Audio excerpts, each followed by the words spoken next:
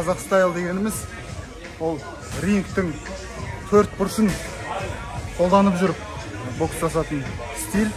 Бұл жерде алдыға да жұмыс істеу, артқа да жұмыс істеу, қорғанып тұрып контратакада жұмыс істеу, контратакадан кейін қорғану.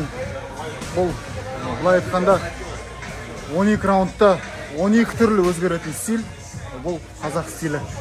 Рингке шыққан кезде қарсыласқа байланысты қолданасың. Бұл жерде енді егер жақсы қарсылас болса, жақсы өнер көрсетуге болады. Неше түрлі тактикаларды көрсетсе болады.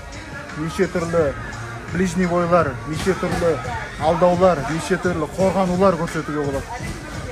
Біздің қазақ стиль дегенмен бай стиль ғой. Біз Америкада құр бір пояс үшін жүрген жоқпыз.